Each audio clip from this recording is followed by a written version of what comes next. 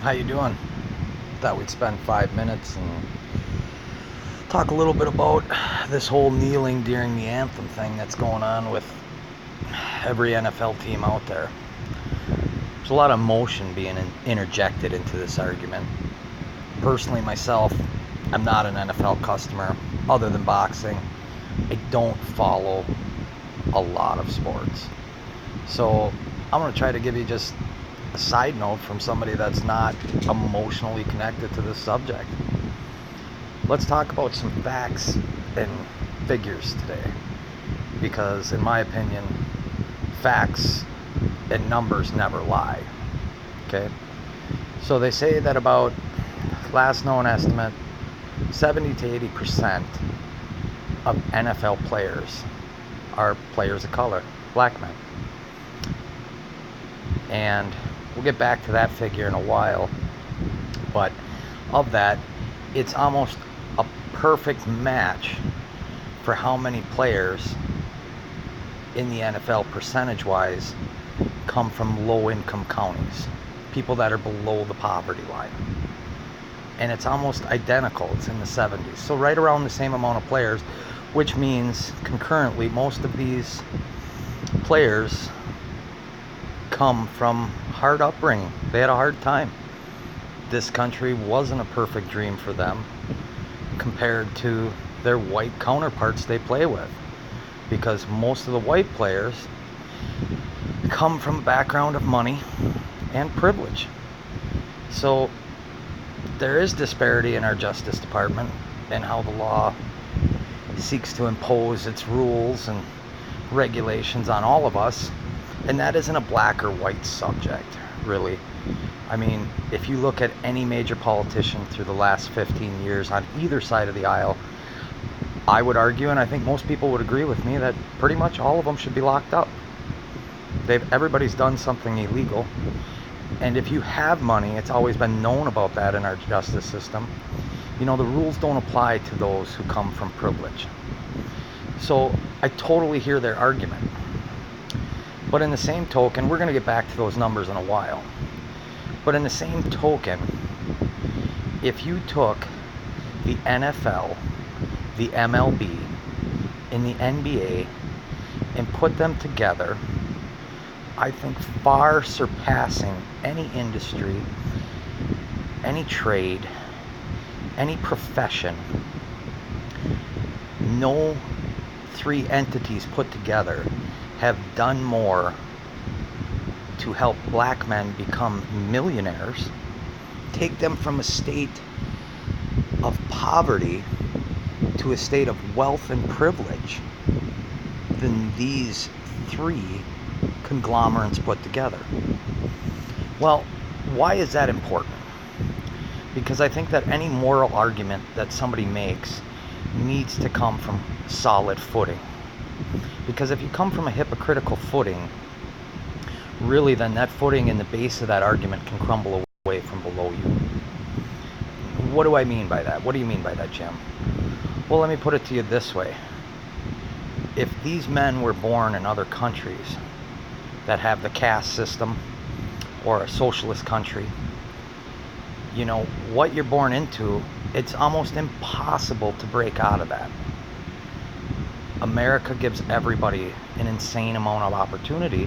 It's just a matter of whether or not we capitalize on this opportunity. And every man out there right now taking a knee has capitalized fully on whatever smidgen of opportunity they were given in their lives. I commend them for that. They've stepped above and beyond any preconceived notions that their family or anybody in their community ever had that they could go. So, hooray, you guys have done an awesome job. But in the same token, why these numbers matter is because we all, no matter who you are, and I'm sure a lot of people watching this video, how many of you have not gotten a job you wanted because of your appearance? Let's take it a step further. What happens if you start interjecting your social opinions during work hours with, say, the customers? okay? Some customers are going to agree with you, and some customers are going to vehemently disagree, and they're going to cease to be your customers anymore. And that employer has the right to basically tell you what you have the ability to say and not say, and how to project yourself when you're on their clock. That's their right, because their bottom line is what matters. That's how that business continues to roll. And how does this play in? Basically, if you look at the demographic, 83% of NFL viewers and the major fans of the NFL are white middle-class men. That's the numbers. I don't make them up. I didn't put them out there. That's what they are. And most of these men, let's say 80% of that number, make far less than any NFL player will ever make. Even a second stringer, third stringer, practice bench, doesn't matter. These people are not making close to what you're making, and never will. The average price to see a game and actually bring your family to it, for a family of two with 2 children, is over $500. Now, in a working man's budget, a blue-collar budget, that's a hell of a drop. I mean, you're putting some money out there for your family to have a good time. So, do I see where they're coming from and their anger and upset when this whole system, which has its issues and there's corruption there, that provided you, the player, the opportunity to step outside your realm of existence and the comforts that you're used to and go so far above and beyond that you can take care of your friends and family and subsequent generations, you're kind of trampling on that system.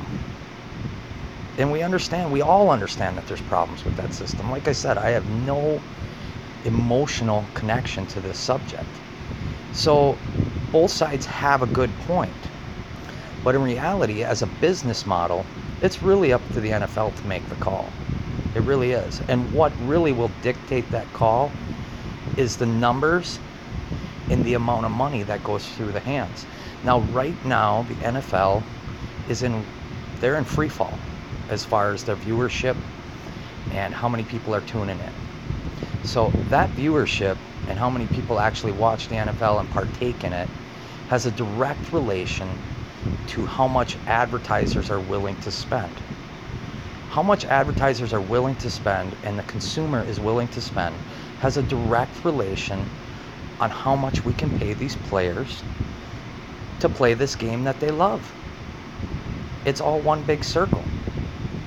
So in the long run, if this trend continues, and I don't mean the protest trend, I'm talking about the trend of the falling viewership and the lack of people willing to spend the money because they're upset morally or from some other basis, then that's going to hurt your bottom line.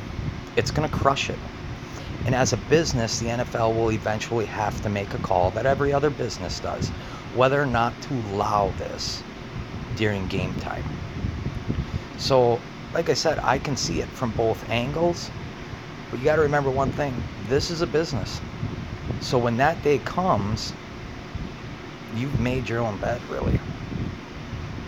So, seeing that it's all cyclical and that the numbers don't really play out, I'm not going to get too worked up about this whole subject. It's what's going to happen is going to happen, and in the long run, money, which runs our system, is going to dictate how much social activism the sport's willing to put up with during primetime airings. The other opportunity, that all these players have that they didn't have before, is all these players now come from a position of privilege. And with Twitter, with Instagram, with Facebook, with YouTube, these people can amass way more followers and way more people chiming in and following what they're doing on a day-to-day basis, and will actually pay to hear what your opinions on a subject are. In my opinion, that would be a better outlet for a lot of these individuals. I think it would go a lot further, and it would quiet a lot of the noise that's out there and also lend validity to your argument. At this point, when you stand in front of a man that's making $40,000-$50,000 a year and gave up half a week's worth of earnings to go watch you throw a ball or run plays, I guess he has every right to be upset too. Why can't we just go back to entertainers entertaining us? Just because you get rich or you're an actor or actress, I really love them when they give their opinions either way during something that I'm watching for entertainment, whether it's, the left or right. I really love when they throw their opinion in there. These are people that literally pretend for a living, and I'm supposed to take their opinion like gold, when in all reality their opinion needs no more than my opinion means or your opinion means sitting on your couch at home. Shut up, entertain us. If you're that adamant about fighting for injustices that you perceive and that a good portion of the population may perceive with you, then by all means fight for them. But when you're standing on ground of privilege yourself, you really don't sound any more sincere than the politicians that talk about privilege, because you're standing from a position of privilege. So you know what? Just go back to entertaining us, and I think it would be better, and use your sway and your sphere of influence to do exactly that. Sway and influence people on your own time and let us watch some football. But if not, the numbers will work themselves out.